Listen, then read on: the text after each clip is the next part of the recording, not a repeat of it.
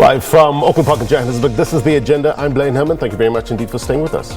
Thank you so much. Let's take you now live to Megawatt Park in Sunning Hill, where Eskom is conducting a media briefing. Let's go there live. People of South Africa who are our customers.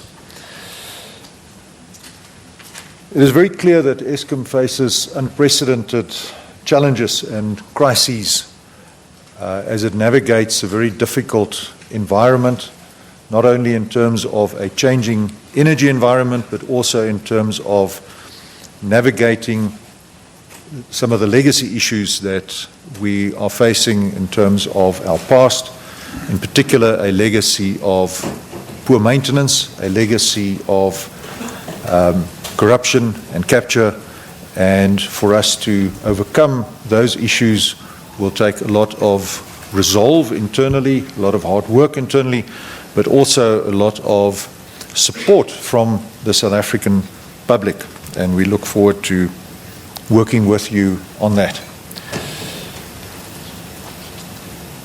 We have a crisis of trust in Eskom, and the crisis of trust is not only related to the lack of trust that we have from our customers, the consumers, industry, mining, but we also have a lack of trust from our shareholder.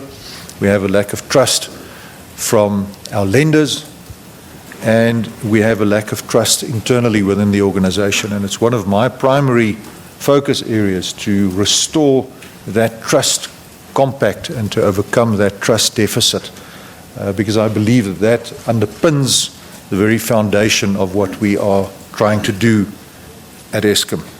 Now, in order to navigate that, in order to achieve this rebuilding of our trust relationship with our key stakeholders, we want to address 5 primary objectives.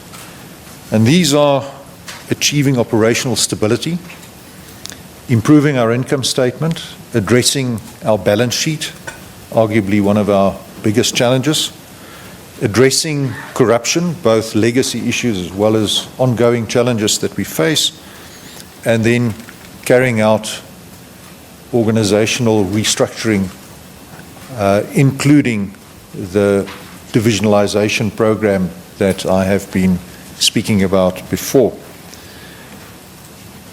So let's start with operational stability. It's very important for us to convey to the South African public that we are extremely scrupulous when it comes to the imposition of load shedding. It's not a decision that we take lightly.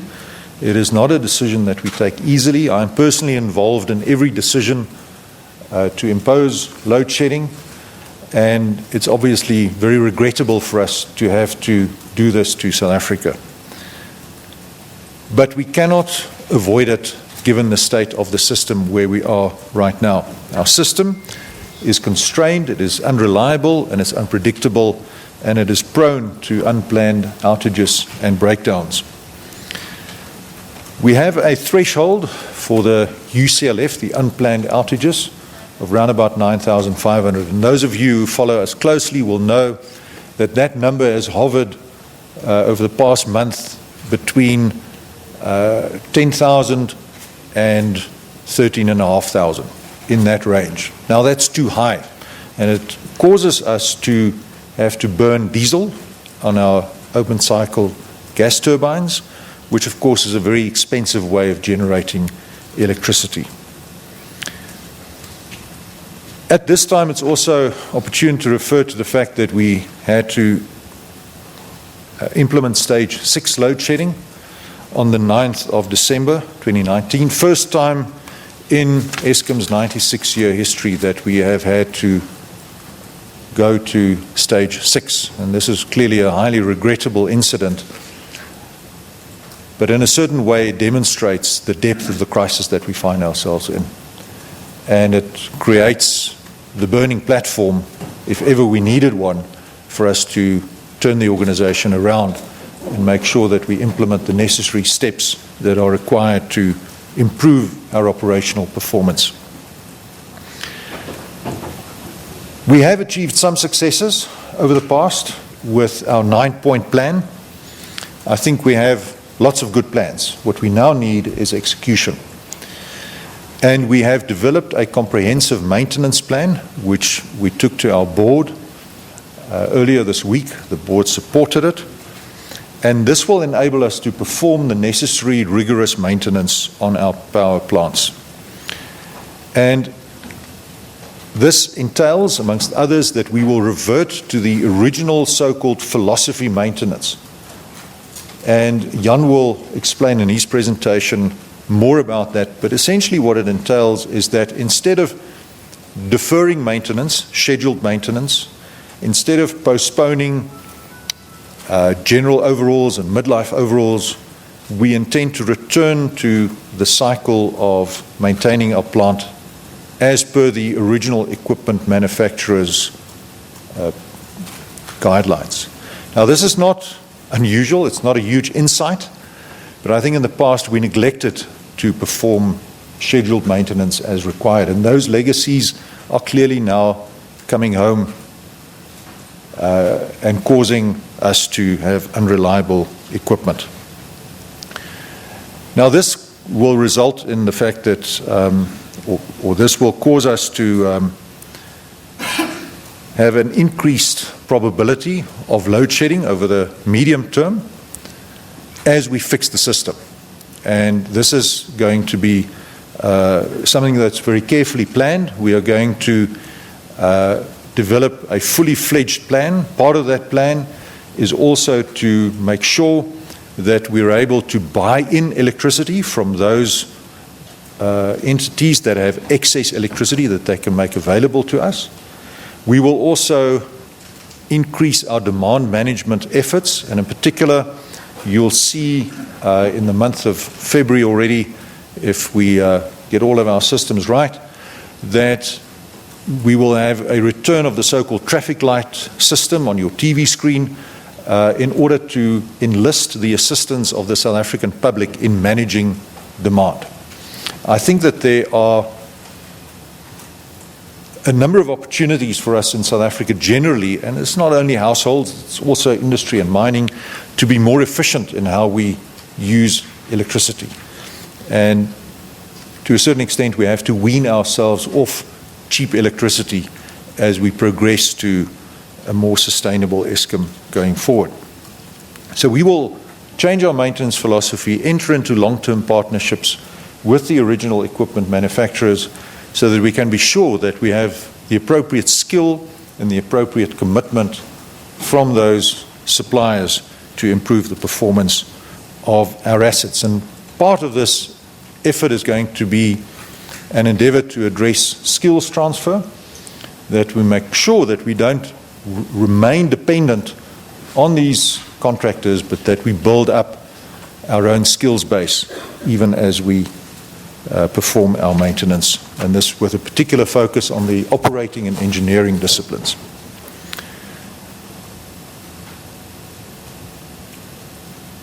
So we will unfortunately have to expect some increase in load shedding. We are going to have to do this in a structured, careful, managed way.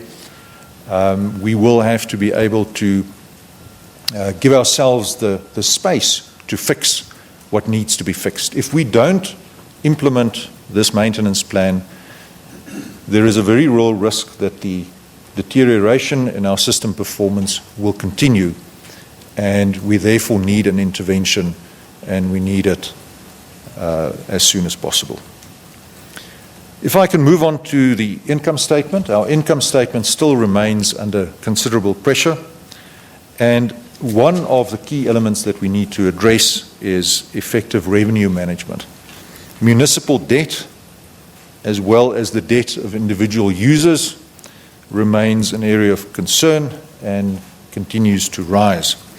At the end of December 2019, arrear debt by municipalities was at 26.8 billion rand, including interest, with debt from individual users sitting at a level of some 16.5 billion.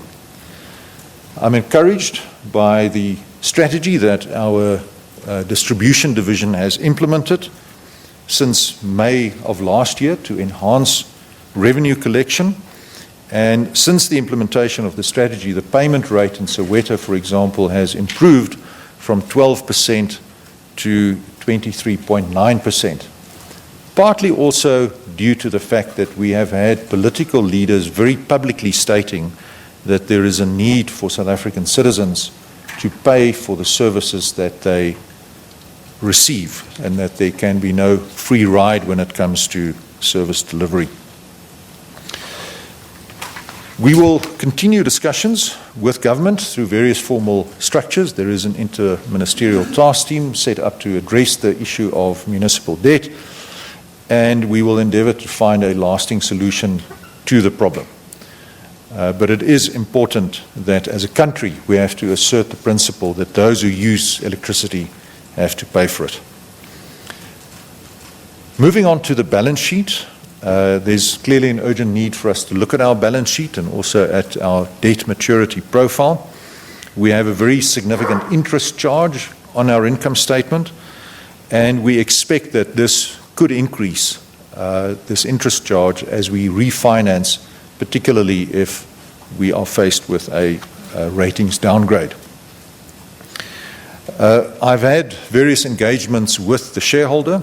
I've also had engagements with National Treasury, and I have found both very supportive and engaging in our endeavours to restructure the balance sheet. But it is clear that we cannot expect continued injections of equity until and unless we demonstrate that we will use the funds made available to us wisely. And there's therefore a great emphasis on cost discipline, managing our capital expenditure wisely, and making sure that where we spend South Africa's money, that we do so responsibly. And that message has gone out very clearly to the entire management team at Eskom, and we are trying to live up to that commitment, but more work needs to be done in that regard. So while we're grateful for the support that we have received from National Treasury, the amount of 250 billion rand that has been made available over a 10-year period, we understand that we cannot rely on continued bailouts as the way forward. We have to fix Eskom operationally as well as financially and run it like a business if we want to demonstrate that we have earned the trust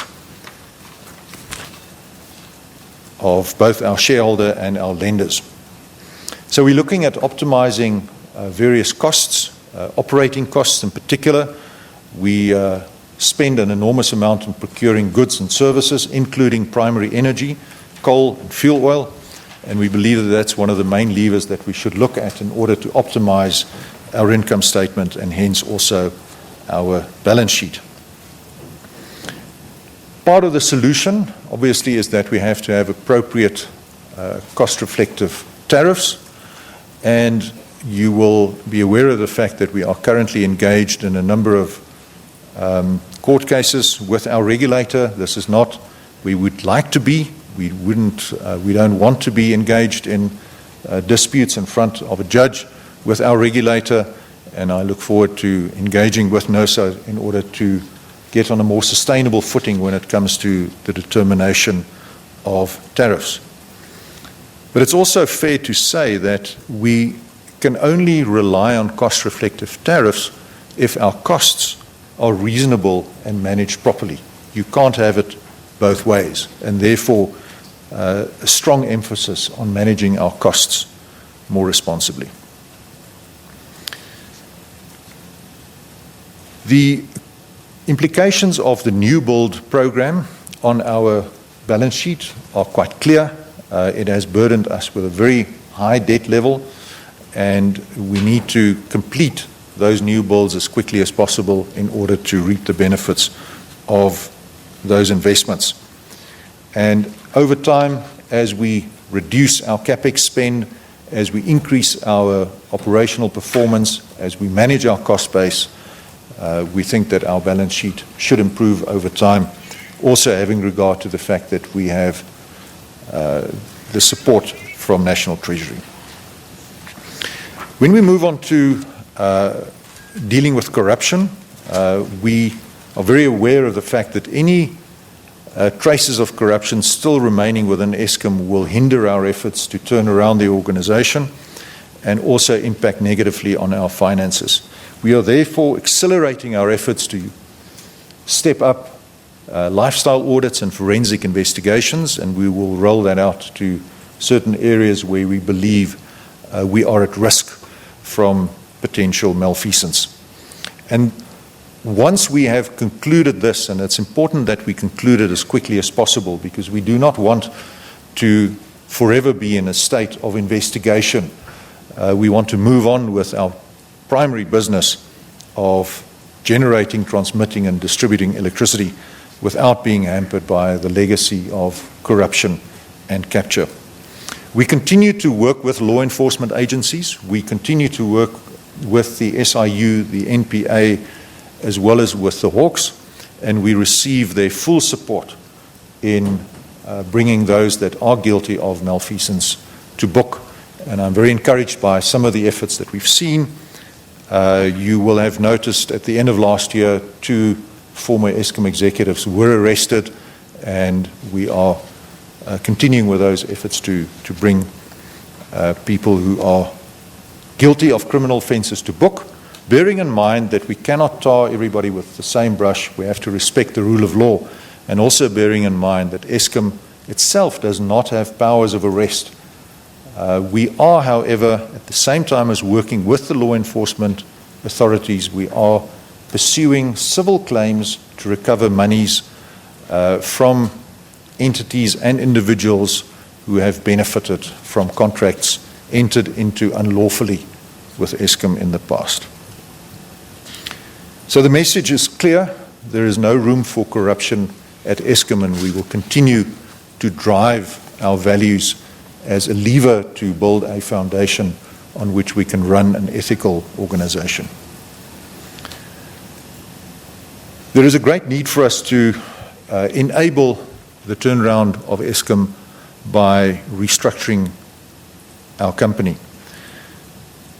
In his State of the Nation address on the 7th of February last year, the President said that to bring credibility to the turnaround and to position South Africa's power sector for the future, we shall immediately embark on a process of establishing 3 separate entities: generation, transmission, and distribution under Eskom Holdings.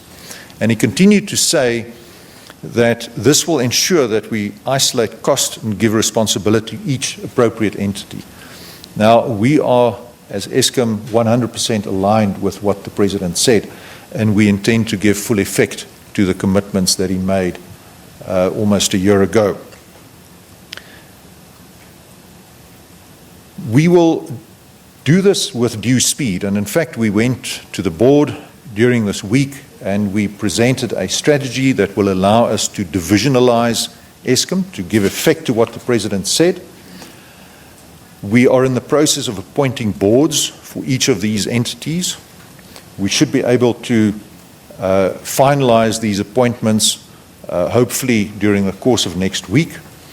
There are certain governance processes that we obviously have to observe, but once that is done, we can start with running those 3 divisions like businesses with full accountability, bottom line accountability, and also operational accountability, which will put me and the rest of the members of my management team in a far better position to get our arms around this business and make sure that there's proper accountability throughout the organization.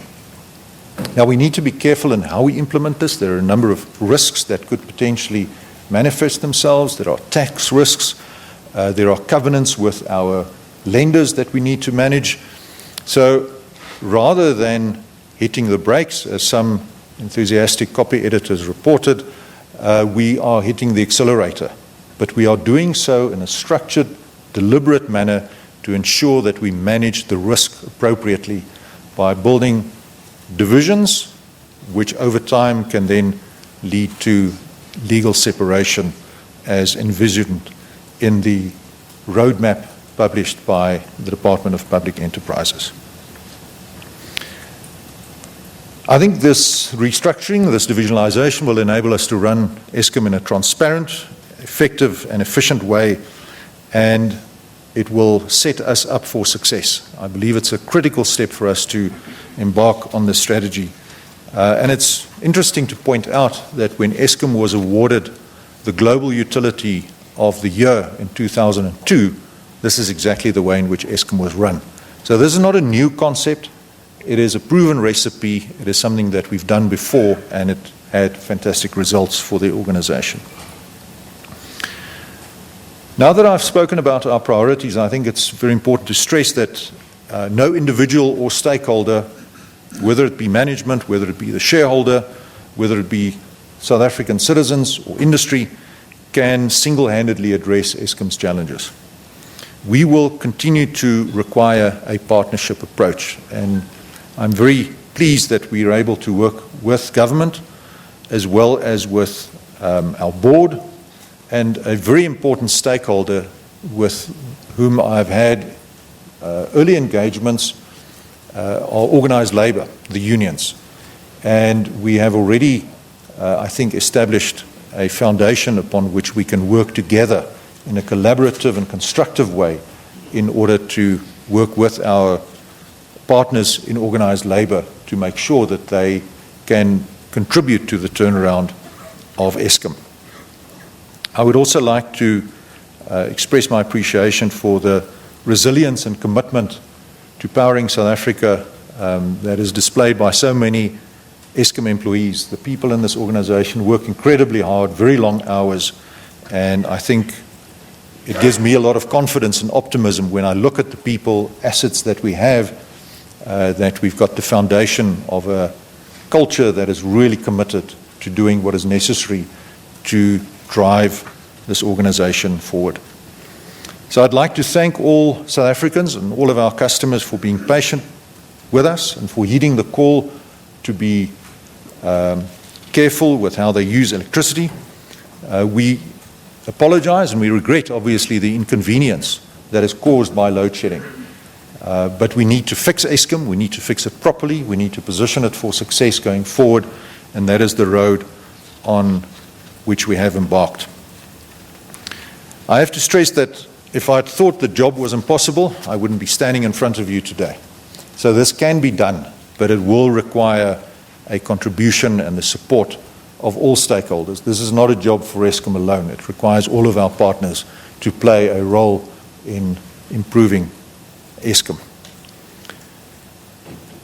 There's a quote that is attributed to Ben Oakrey. It's engraved on one of the marble columns in London, and I came across it and I thought it's very appropriate for Eskom, and it goes, our future is greater than our past. And I believe that once Eskom is fixed, our future will indeed be greater than our past. So with that, I would like to thank you for your attendance this morning, and I would like to hand over to Jan to take us through the status of the power system. Thank you very much.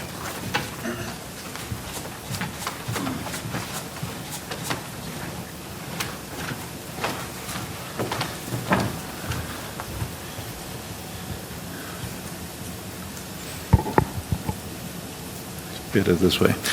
Good morning. The purpose of the update is to give an overview of how we performed the last quarter, then to look at some of the things that the Chief Exec has spoken about, philosophy, maintenance, and I'll talk a little bit more about that.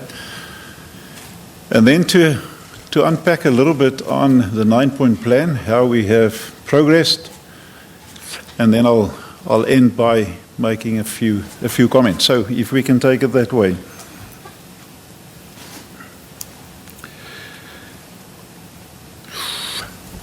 Okay, our power system, unfortunately, is still very vulnerable and volatile, and we are experiencing still a number of unplanned breakdowns.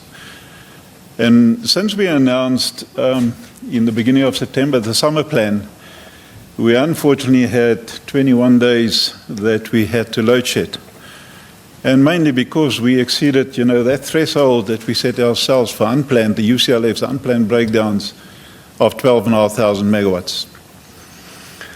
Then also, during this period, unfortunately, because the system's been constrained, unpredictable, unreliable, we had to postpone some of the planned maintenance. Where we planned specifically during the the quiet period over the Christmas season to increase our planned maintenance. Because of the system constraints, we had to cut down, unfortunately, on that. But we are ramping up now, and I'll talk about that in more detail just now. So obviously, our focus is now, from a generation point of view, on how do we fix this unpredictability and unreliability of our system, and that's where the focus will be.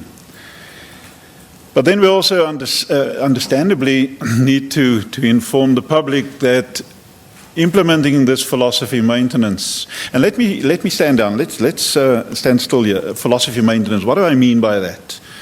If you buy a new car, then the manufacturer is saying to you, argument's sake, in 1,000 kilometers, you bring back the vehicle and you drain the oil. Argument's sake. And then after a few thousand kilometers, there's something going on your dash saying to you that it's time for service A. So you've got to bring it in, and certain things need to be done to this vehicle of yours. And then in another few thousand kilometers, another flash on your dashboard saying, now it's time for service B. A little bit more comprehensive. Now this is what we mean by philosophy maintenance. The units, our generation units, let's use it the same analogy as a car. So we need to do the same maintenance, because if you don't do that maintenance, number one, you lose your guarantee, and number two, you take the risk. And because we haven't religiously followed, for various reasons, this philosophy maintenance principle, this is where we find ourselves. So when I talk about philosophy maintenance, what it means is a unit is supposed to be maintained in a certain way at certain time periods. So that is where we're going, and I'll talk a little bit more about that just now. Then obviously we're going to have a lot of focus on the new builds. That's Medupi, Kusile, and I'll talk a little bit about Ingula. To make sure that what we have invested and what we're still investing on those plants, that we do get the value and the return for the country. But then what is important, I'll end today on a slide just to ask the public of South Africa to please assist in terms of, if you don't need to use a kilowatt hour, don't use it. And I'll end on a slide just asking you to look at 6 specific things on how to assist us to bring down the demand of the country while we're entering this period of, while we still have a constrained system that we want to implement now, this philosophy maintenance. And then obviously, the Chief has already spoken, we regret, obviously the inconvenience we cause because of load shedding. If we look what happened the last quarter, just some feedback. On the transmission side of our business, the networks, the big electrical networks, substations as well as overhead lines, we're finding that we have challenges there as well. And if you look at our system and its lost target of 3.53, we're exceeding it at this point in time with still another 2 months left till the end of the financial year. So we have significant challenges on the transmission network. Although it's performing extremely well, we've set ourselves very stiff targets, but we find we have some challenges. So we have more incidents. And then also what's facing us is, it doesn't help, if people believe your transmission tower looks better if you dismantle it and make a bed out of that. So we do find some vandalism and sabotage on our overhead lines, and then we lose lines, it's falling down, and then we have outages. So we do have some challenges, but the transmission team have increased and stepped up in terms of investigations in the high-risk areas. So we're trying as best as we can to deal with the challenges we do have.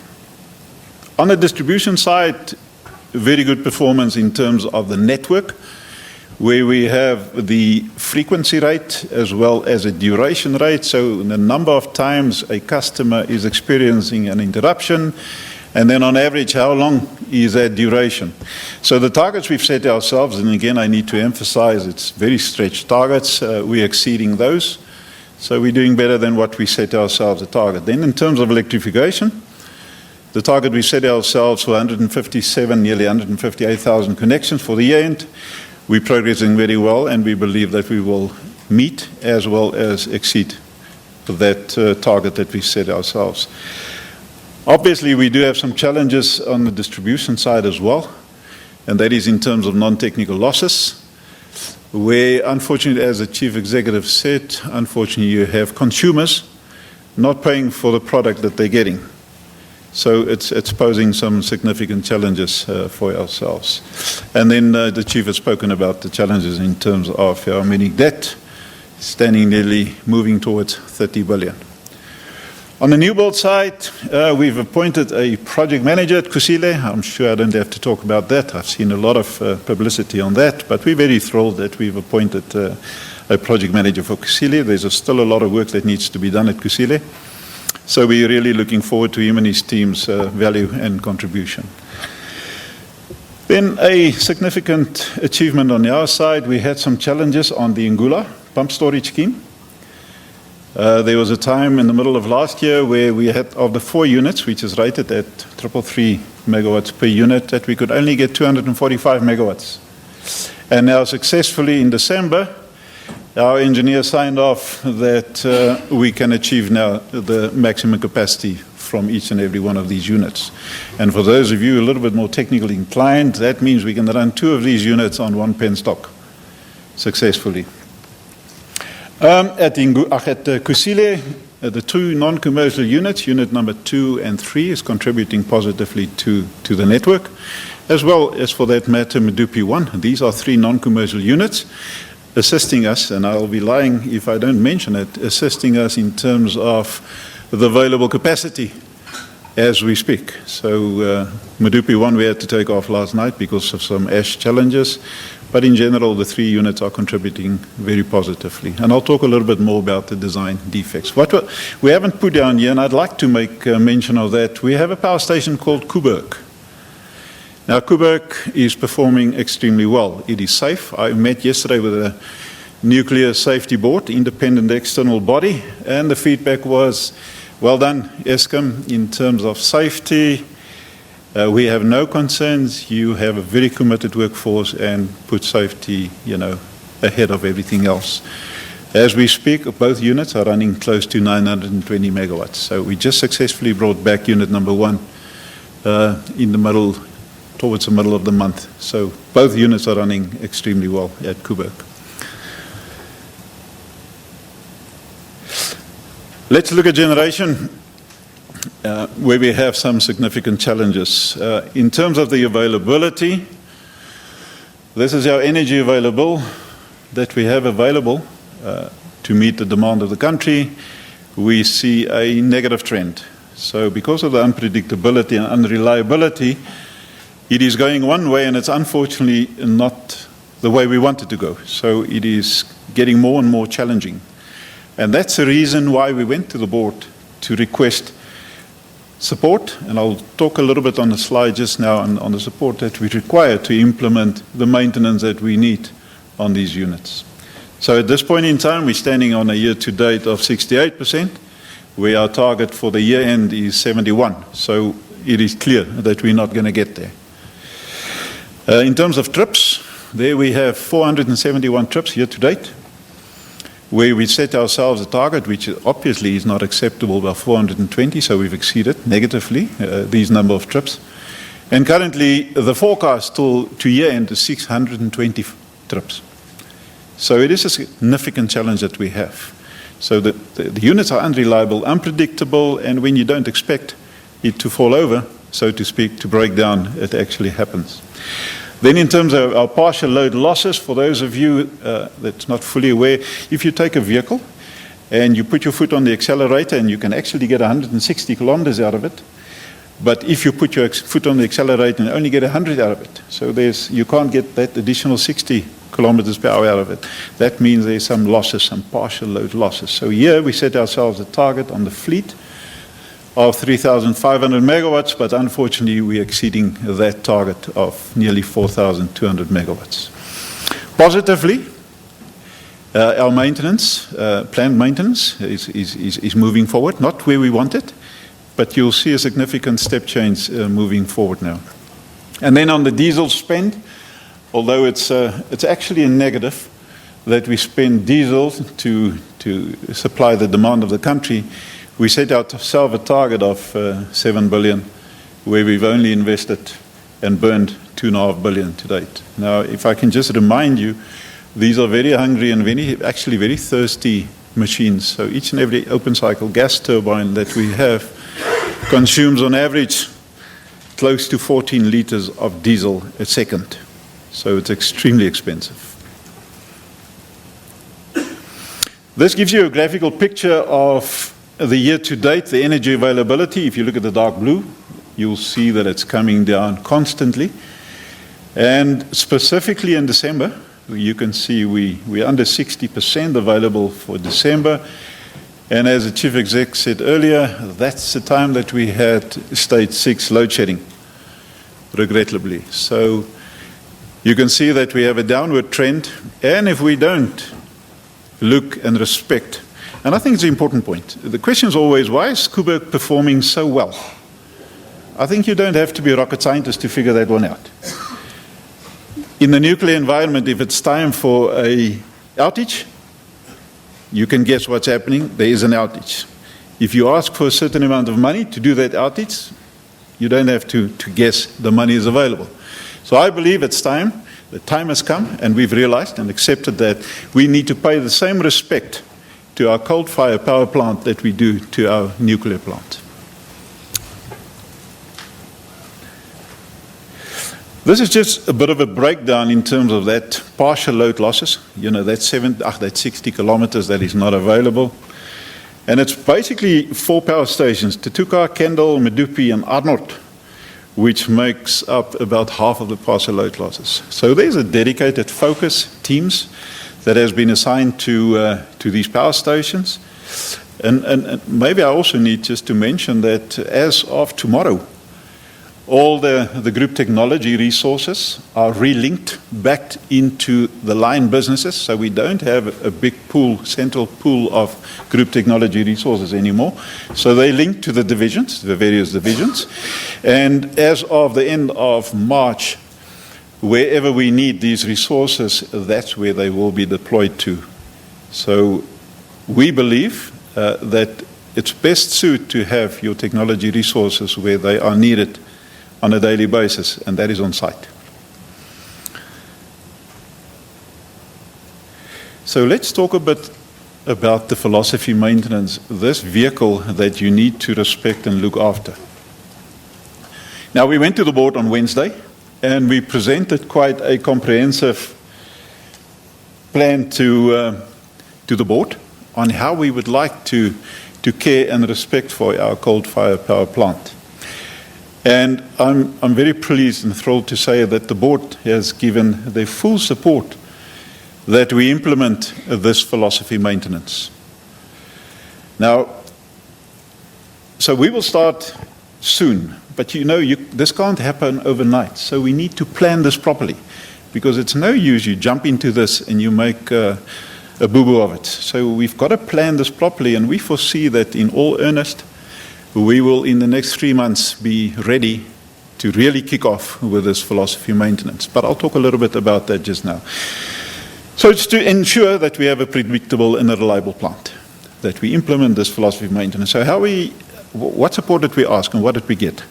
So we ask that we need procurement agility. Currently, we do have some rules, regulations in terms of PFMA, in terms of National Treasury, and it's not to say that that is not needed and necessary and that we're just going to throw it away. We want to see how we can get the procurement engine and supply more agile. That you don't wait so long, because, you know, if we kick off this philosophy maintenance program, you cannot stop and say, okay, now we've got problems, we need to get spares. Now we've got to stop and we need to do X, Y, and Z. So it's to make sure that when we kick off, that we can really continue, and that there's continuity in terms of this program. So we need agile procurement. We will also now, and we've approached already a number of the OEMs, you know, to enter into long-term partnerships with them. Who knows better than who designed that piece of equipment and, who knows how to operate and maintain that. So for some reason, and I'm not going to go into the reasons, we moved away from utilizing OEMs to assist us in running our plants. So we will be moving back that way, and then we will go into long-term, relationships, and it's more a partnership than a commercial agreement. And there will be pain and gain, so that's the intention. And then also, you can assist, or the OEMs can assist in keeping spares. Their reputation is on the line, so I believe this is an issue of a partnership and see how we can work together. Because over time we have lost experience. And so we will then also deal, if the question comes, okay, now what about localization? What about, the SDNL? Obviously, we will, when we enter into agreement with these OEMs, make sure that all of those are catered for in the agreement that we have with them, that they will make sure, and we, through them, that we address those objectives that we have. We are currently looking at the 3 stations in Ruyter, Camden, and Grootvlei. Currently, we have a date that we need to take them down, or so to say, to sleep, to look if by some investment, and obviously you need to look at your cent per kilowatt hour running that station. Can we prolong, the set and the put down date if we can get more capacity out of them? So it's an area that we will look at. Then, for those of you not aware, we have some vacuum problems at Matimba. The station is built in such a way that whenever it's quite a hot day, that we have some losses, so you don't get maximum capacity out of the station, is to see how we can change and modify by means of designs that we can get maximum capacity out of it to adequately deal with the vacuum losses. Then, as I said, we've lost some skills and experience. And we're going to see how we can complement and fill up this, especially in the critical vacancy side of it, that critical side, like plant operators. But I believe that I have, on a previous occasion, said to you that we went to the board in May last year and requested to fill critical vacancies. The board provided us approval to do so, and the generation environment, it was just over 2,000 people to fill critical vacancies, and I can say that we standing on 80% that we filled those vacancies. However, we've been given a target not to exceed 10% external for various reasons, but now we've been given the go-ahead to responsibly go and have a look where we cannot find and fill these critical vacancies, to go and find them external. Then we have some challenges in terms of coal. In November last year, the year before, sorry, we were running out of coal. And now we do have the volumes, but now we have another challenge, and that's called the quality of coal. So that's a big issue. So we will revisit each and every contract. We will put in place control measures on how are we going to make sure that that coal supply agreement that we've signed for a specific quality of coal, that we make sure that when it's leaving the mine, that it's basically, that's what's arriving at the power station. So there's a lot of work, but there's good support for that. And then the board said, you've got a 9-point plan. We believe you have progressed, but let's get some speed to that. So, and I'll talk a little bit more about this. So these are the things that we asked the board, will you support us if we go this way? And there's been full support that we will go this way. So what will Becky and his team be focusing on to ensure stability of our plant? Obviously, to improve this defects, the latent defects that we have at Medupi and Kusile. So we've dealt now with Ngula. I'm going to deal with the issue now. So we've spoken at length with the contractor Mitsubishi, and we as Eskom believe the accountability is with Mitsubishi. We will support as Eskom wherever we can, but there's a design. We went out on a tender. There's been a tender that's been adjudicated, a contract that's been awarded, and which we pay for, and that is what we want. So, but what we have decided is to have 2 streams running to fix these defects on the boiler side. And I must come up for Mitsubishi. They are fully committed together with Eskom to find the technical solutions. But in parallel, we'll then run the commercial route. So, but the focus is to make sure that those power stations and those units are performing the way it's supposed to, because we need that capacity for the country. So that's just important. Then we will prioritize refurbishment. Becky and his team will prioritize the refurbishment, this philosophy maintenance, that we make sure that we identify and focus on the units that will give us the maximum capacity as soon as possible.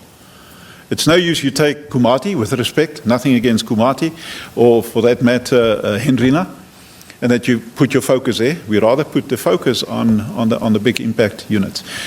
Just to jump back to the defects, Medupi 3 was taken out on Monday. And we are going to implement the design modifications, so it's out for a time of 75 days.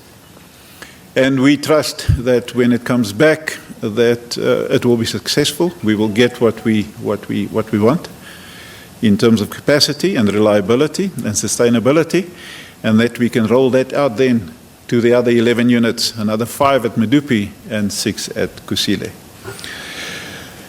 We started this week on the philosophy maintenance, this week and last week. Now, this philosophy maintenance I need to qualify. So these are units that's out for a long term, and we're going to do the service A or B or whatever is required on these units.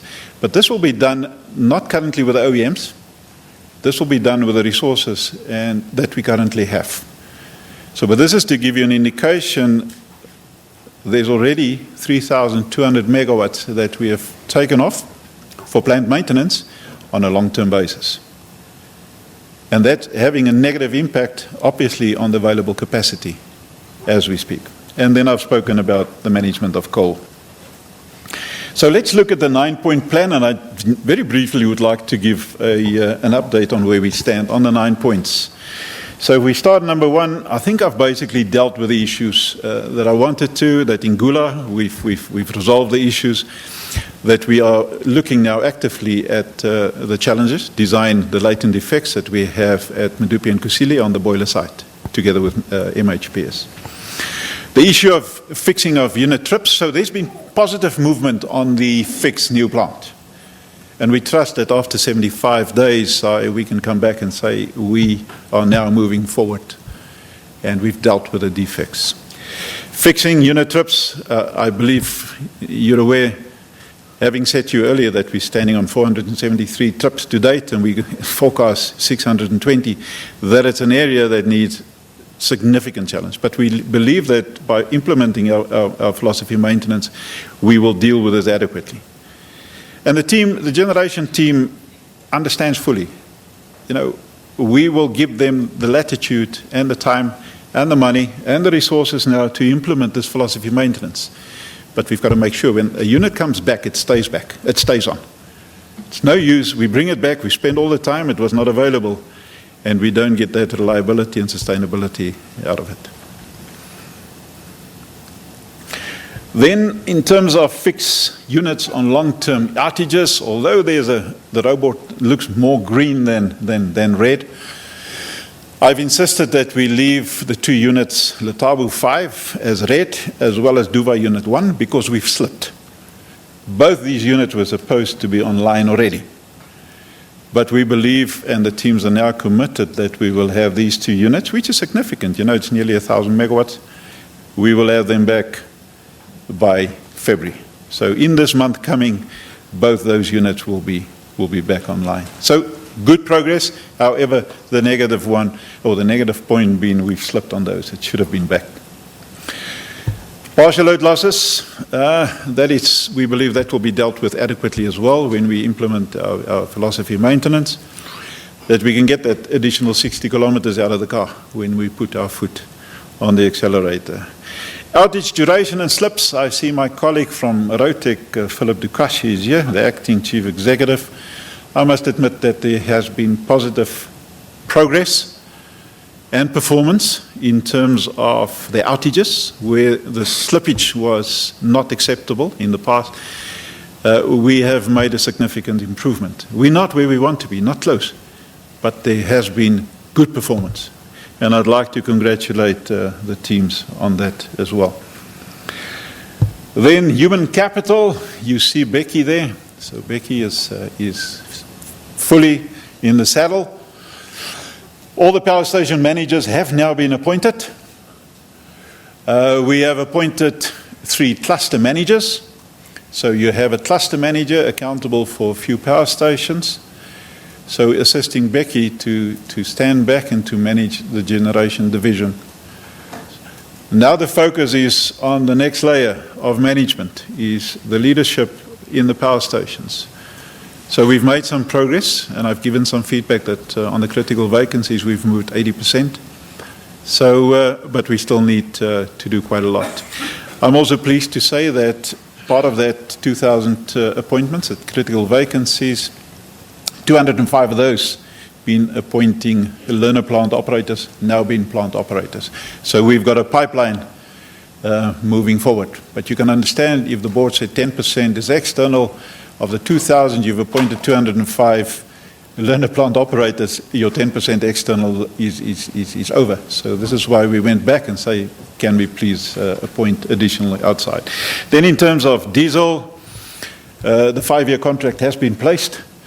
We in daily contact, believe me, in daily contact with our suppliers, and I believe there's a very good relationship now. When we push on their button, they really perform. So I believe specifically Petro SA has come to the table, but the other suppliers are also on board. Then reduce emissions. You will remember that during the course of around about the middle of the year, we moved away from the item that used to be, item number 8 used to be prepare for rain. And because of the challenges that we have in the mission side, we've decided to replace that one, item number 8, with the emissions. So obviously we have some significant challenges. We really have some challenges that we don't adhere to what we need to, but we have plans in place. As we speak, we've got Kendall that is a huge challenge to us. As we speak, Kendall 5 is up for the next, I would guess, 5 months or so to fix, obviously, philosophy maintenance, but also to fix the emissions challenges that we have. And tonight, Kendall 1 will go off. So we are dealing with the issue of, the emissions that we do not, those standards and regulations that we don't adhere to. So there has been positive movement, and we're obviously in very close contact, and there's very good collaboration between us and DEF. Lastly, on item 9, which is our coal, 22 days, 13 months ago, we're now just under 50 days, so we're on 48 days. So in terms of volume, we have sufficient volume. We only have one power station, which is Arnott, which is below the grid code of 20 days coal, but it's standing on 19.7%, and by the end, 7 days, and by the end of Feb, we will have recovered in excess of 20 days, adhering to the grid code. But what remains a challenge is the issue of quality. Because if you get poor quality, it has an impact on so many things in your power station. You've seen all the boiler tube leaks. We've got ash handling problems. So it's an issue that will receive, and is currently receiving, but not sufficiently yet, receive a lot of attention moving forward to make sure that what we pay for and whatever that contract is, that there is adherence to that. Rain. We had excessive rains in December. And I can stand here with a lot of confidence and say, if we haven't prepared for rain during the course of last year, the disaster on the 9th of December would have been greater. So I'd like to congratulate my team by putting in place and prepare well for rain. However, it still always remains a risk, but we have hands on deck to deal with this issue. Then in conclusion, we are, as Eskom, we committed, absolutely committed, to ensure the mandate that we have to the country. Sustainable electricity supply to grow the economy of our country. And I can give you the assurance that as leadership and the people in Eskom, we totally committed to make sure that we do exactly that. To ensure that in time, that we have predictable and reliable generation plant. But I want to jump then to the last bullet as well. It doesn't help that you stop at generation. You know, the value chain includes the wire side of the business, transmission and distribution. So it's no use, while it's performing relatively well, that you don't ensure that the sustainability continues. So there's a lot of focus on the transmission and distribution side of the business.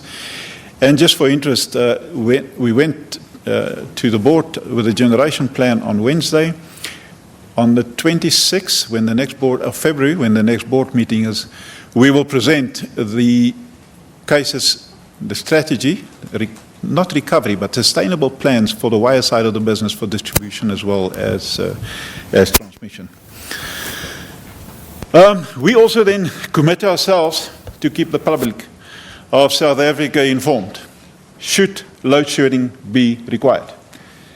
I know we haven't done that well, and I do apologize for that. It's regrettably so. But we commit that we will inform the public of South Africa wherever we can, upfront, when we foresee that load shedding is required to ensure the integrity of the system. But then we appeal to the customers of South Africa, whoever uses electricity, our product, and let me jump to the next slide, to use it sparingly. You know, any resource, you've got to use it sparingly. So I've got 6 items here that I just very briefly want to table. And I'm asking everybody, you know, to assist. Because you're not assisting only Eskom, you're assisting the country. When this is always at the back of your mind when you use electricity. Number one being, when you want to use water, use the cold water tap. Because as soon as you use hot water, there's a geyser, an element that needs to be turned on by electricity. Remember, when I've got problems in my house, whenever you leave a room, please put off the light. And your swimming pool, try and set it for 2 cycles during the day, and please try not to have it during the peak times. Early in the morning, say between 6 and 9, and then in the afternoon or late evening or early evening between 6 and 9. So try and use it the other times. Then air conditioners, specifically in summer, to set it to 23 degrees and not 18 degrees. And then if you still have these incandescent lights, that's consuming quite a lot of power. You know, if you have a little bit of light, it uses 60 watts. So go over to the same amount of illuminators and buy a CFL or whatever LED, where it is 11 watts but giving you the same lux. Right, we're coming out of that media address, the first one by the newly appointed Chief Executive Officer of Eskom.